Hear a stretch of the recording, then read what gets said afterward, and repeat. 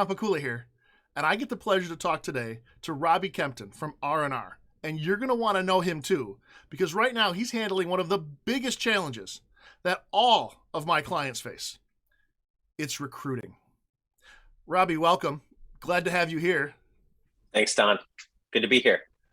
So, recruiting, like, what is that? What do you do in recruiting? Yeah, so we find that, most people would say these days that making a good hire is pretty tough. Going beyond that, we'd say making a highly engaged great hire is a tall order to fill indeed. So we come in and we work with companies on that. And a big thing that we find right off the bat is that most companies' hiring process is really just an HR filtering process, meaning it's designed to take 100 bad applications and hopefully filter it down to the 5 good ones. That process is only one part of the equation. What you need to do to make a good hire, and especially we've seen the last year or two. How does that process work? What happens when your biggest problem is, first off, you're not getting applications, or there are no good applications? How do you filter down to the 5 or 10 hireable ones when you don't have any to begin with? And that's the spot I think we find a lot of our clients in, and you, Don, as well, find a lot of people you're working with in. Oh, that has been the absolute challenge. It used to be just post a job and, like you said, filter through. And even if you were doing in-person interviews, it was a lot of interviews. And you're right, now it's none. It's none. So what are you doing to help people extend through that? How do you what's your piece? What's your no one has, I don't think, a awesome solution, but if anyone's even close, it's you. What are you doing to extend your ability to help customers with that? Yeah, so it's much more of a sourcing problem now. You have to be a real proactive sourcer. That term and that tactic exists more like the top end executive searches, but really that's the game everybody's playing now, all the way down to, I think it blows people's minds, but general laborers, waitresses. It's a sourcing game. How are you differentiating yourself in the market? So you have to have a much more of a branding and marketing angle built in. What are you doing on social media? How are you phrasing your posts in a way? It's an attractional game, rather than just, oh, well, we know there's 1,000 desperate people out there. We just, what you said, Don, we just put up a job post on Indeed. We get 1 billion applications, and then we just pick out the 2 that seem hireable and can show up for the interviews on time.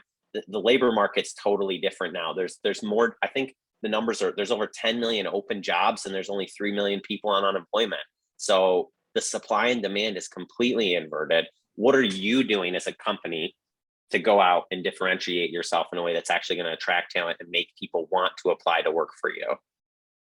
Now, Robby, I have sent you some referrals, and Yeah, you've had some results for them, so I can vouch for your appreciate that. process. I know it works. There's proof behind it. But Yeah. why would somebody want to do what you're doing right now? It for most of these people running their business, this is the worst part right now. Why do you want to do this?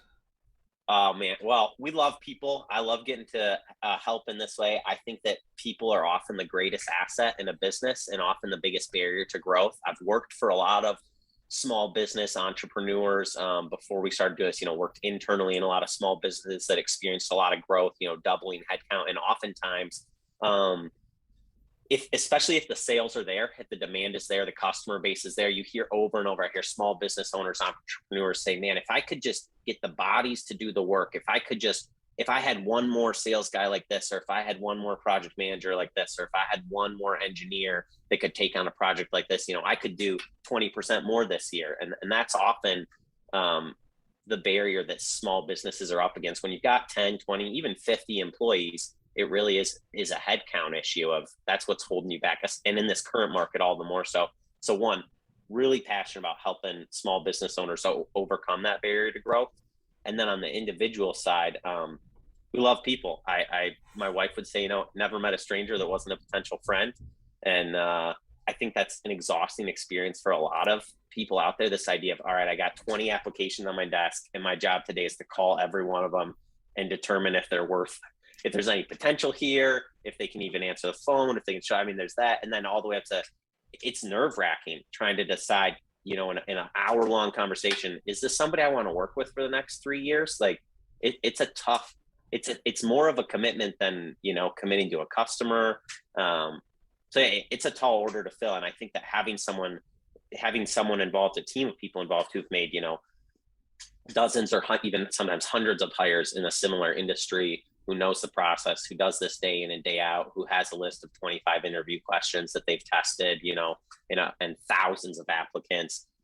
It's a lot more confidence inspiring than I would say this sounds like a joke, but it's what often small businesses are doing is handing your receptionist a Word document and saying, "Can you post this online and find somebody for us?"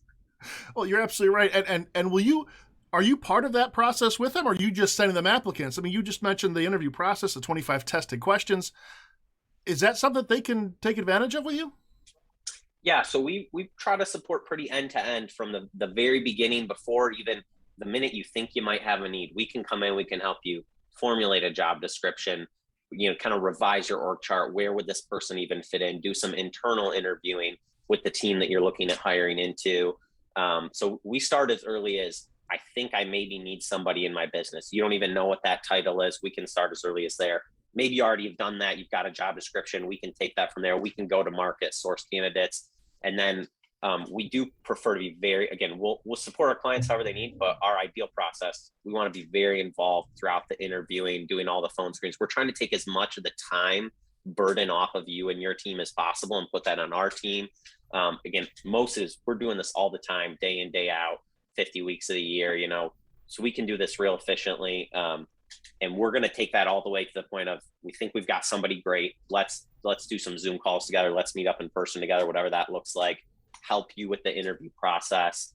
We'll help you compose offer letters. We'll present the offer letters. We'll negotiate details. We'll close a deal. We'll support your HR team on things like start date and benefits enrollment, all that.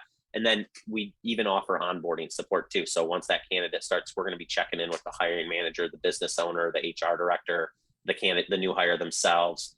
Anywhere from the first, depends on the hire, we offer anywhere from the first 30 days to the first 6 months that we're supporting that onboarding process.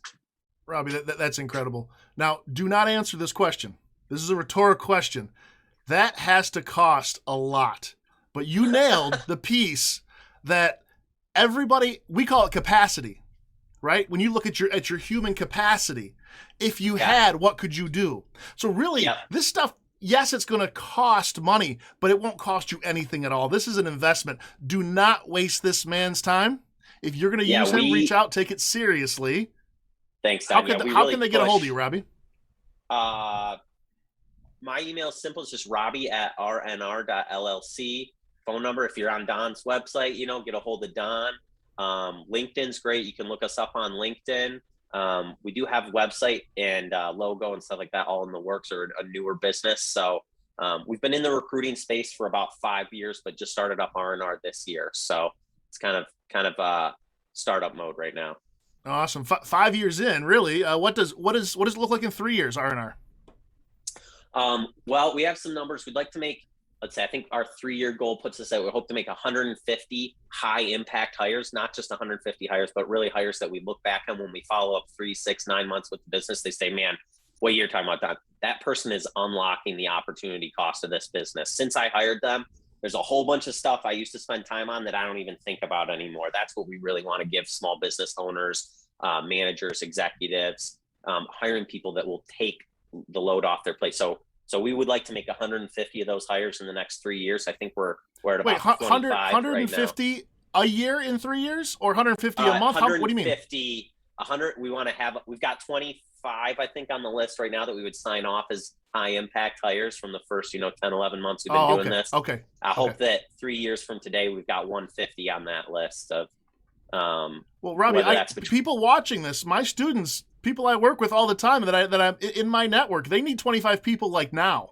So what type of job are you ideal at? I mean, you're when you say high impact hires, you're probably talking salary, managers, leaders, or do you get into some of the hourly help too? We do. We don't like to say no. We're problem solvers. We're flexible. We have a real flexible model. We're far more relational than we are process oriented. So, we've helped people find 20-hour-a-week office assistants, no benefits. Just, I just need somebody to come in and clean up some of this paperwork, 15, 20 hours a week. We'll find that perfect person. Our sweet spot, I would say, is what I would call early to mid-career, just to stereotype. I would say between 20 and 40 years old, between 40,000 and 90,000 in total compensation, people that have 3 to 10 years of experience in the field. If that's the type of people you're looking for, I mean, that's our sweet spot of where, we probably make 3/4 of our hires. But we're creative and we're always, like I said, we're always coming across something new maybe we didn't know we could do or we'd never done before. But it's a lot of the same tools and processes and techniques, even if it's a $130,000 CFO hire or it's a $15 an hour barista. We've tackled those too, and I think with great results. We've got clients that would attest to that. So I'd like to say, let's at least have a conversation first.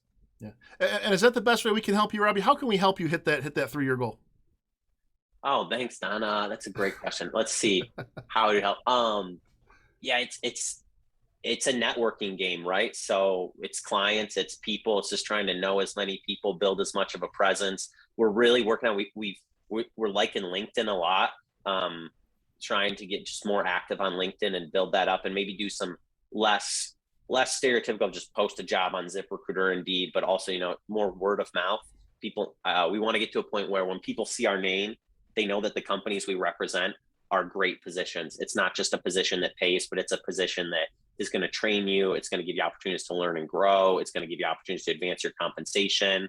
It's going to give you a leg up on your resume. That's the kind of companies we'd love to work for. And we want to get to the point where we know that our brand represents that. So when we put up a post, that it garners that kind of attention, that people say, oh man, these guys are looking for somebody. That's probably a great job. So find Robby Kempton, R&R Services. Yep. I think it's R&R Services, right? Yeah, we usually R&R team building is mostly okay. what we lean into mostly. Yep. So at a minimum, find him, like him, share his posts, follow him. If you're interested in working with Robby, give him your number and your email, website one more time, and then I'll make sure it's in the link wherever we post this or use this. It'll be right there.